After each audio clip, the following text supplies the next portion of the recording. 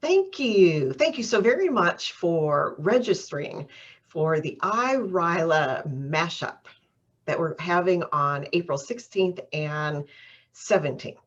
I'm JoAnn Hepperman. I'm the District Governor for Rotary District 6710. That's home to 55 clubs with about 2,600 Rotarians, all located in the western half of Kentucky. I know that one of those clubs sponsored you, that one of those clubs has made it possible for you to attend the iRYLA mashup without cost. And so I'm very grateful to the Rotarians in those clubs. I'm thinking you probably are too, but I'm also grateful that you want to come. The iRYLA mashup is all about building tomorrow's leaders today. You're one of those leaders. Somebody thinks highly enough of you to sponsor you to attend this event. But what I know about you, what I know is that you're not only a leader, not only are you capable of leading, but you're a special person because you want to change the world. You want to make a difference in your community. You want to give back. You want to serve now. And I'm thrilled about that because what that means is you are Rotary's future. Our Rotary clubs in District 6710, we're all about service. We're a service organization that exists for the sole purpose of doing good deeds. It's who we are, it's what we do. And we want to do those good deeds with you. There's a bunch of you that are already doing a whole assortment of good deeds in your community and your world. Several of you are interactors, and either individually or as a part of your Interact Club, you've been in the business of packaging food that not only has fed people in your community, but has also fed people in Uganda. There's several of you that you've helped build beds, but you also build houses. Some of them in Belize. Some of you have built houses in El Salvador. You collect toys, you collect shoes and books and clothes and socks and blankets for those who don't have them. And some of you are actually picking up trash around your school when you're fortunate enough to be in school. We're hoping that a whole bunch of you will help us pick up trash. In March or April, there's going to be a bunch of clubs who are going to work to help clean the Kentucky waterways, and we need your help. And I know that all of you are going to be building bears. At the MASH up, one of the service projects is to stuff these little bears. And as a part of that, what you'll do is you'll help us raise money to end polio now, but you'll also be making a bear that a child or an adult, somebody who needs a hug, you'll have a bear for them. Rotary itself, so you know, is a worldwide organization. We have about 1.2 million members. We're in 135 countries, and I think there are 35,000 clubs, give or take. But just in that western half of District 6710, the western half of Kentucky, this is what we do. And we want you to do it with us. We do all of the things, or most of the things that you do. And in addition to that, you know, we give a boatload of scholarships away.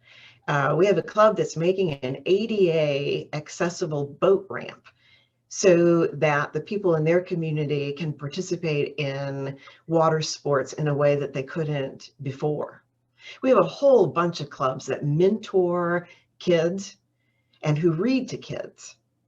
And then we've got clubs who are partnering with other Rotary clubs throughout the world to help bring clean water installations, particularly in Guatemala and Nicaragua and Haiti, that they're bringing clean water to those communities. We also have clubs that are working to bring bathrooms that have running water to schools in El Salvador. And then there's a bunch of clubs who are working on ending, at least preventing first, and then ending cervical cancer in Haiti. It's who we are. It's what we do. We, you and me, we're people of action. And I happen to be one of those really lucky Rotarians that's had one of those life-changing Rotary moments. Mine happened in Haiti. It was about 3 years ago when members from various clubs, we went to Haiti in order to train a doctor and nurse there in Fonfred to screen women for cervical cancer. That if we could catch the lesions while they were still in the precancerous stage, before they became cancerous, we could save the woman's life. If they were already cancerous, we were too late. And so we went to Fonfred, spent a week there in order to train the doctor and nurse on how to do that. Now, candidly, everything that could have gone wrong in the 3 years that it took us to get all of our ducks in a row, yeah, it went wrong. And everything that could have gone wrong the week that we were there, yeah, it pretty much went wrong too. But what I learned while I was there is that the Haitian people, not only are they joyous and gracious and thankful, but they're some of the most resourceful folks I had ever met. And due to their resourcefulness and their expert use of duct tape and the grace of God, we actually did manage to unload a shipping container full of supplies and equipment. We outfitted the clinic. We trained the doctor and nurse. And as a part of their training, we screened 15 women. But the crowning jewel of that trip came on Sunday morning when we were getting ready to go back, to get in our van to go to Port-au-Prince so we could come home the next day. And the women of Fonfred came to see us off to say thank you. And so as a part of that celebration, we asked if they had anything they wanted to share with us before they left. Well, 8 women, one right after the other, got up. And they all started the same. They thanked God and they thanked us and they thanked God for us. But then each one talked about either their mother or their sister or their daughter who had died from cervical cancer. It's the leading cause of death of women in Haiti, starting at age 15. But now they had hope, they told us, that they would not die from cervical cancer because we had come. And then they asked that we never forget them. It changed my life. I do believe it was the first time that I understood the power of being able to witness the courage of the people that we have the privilege to serve.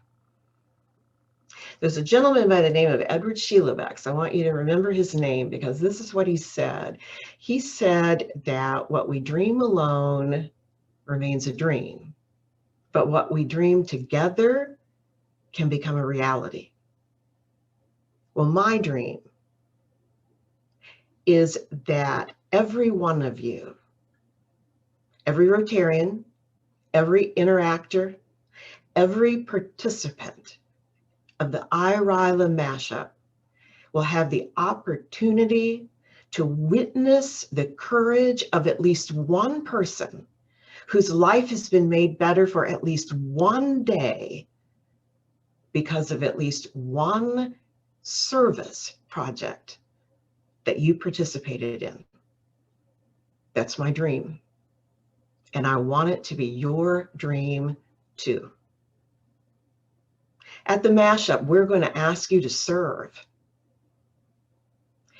At the mashup, we're going to ask you to inspire your friends to serve with you.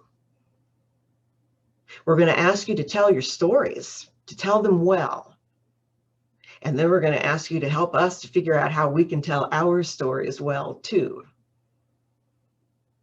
But then I'm going to ask you when we can talk about dreaming and serving together. I can't wait. I'll see you on April 16th.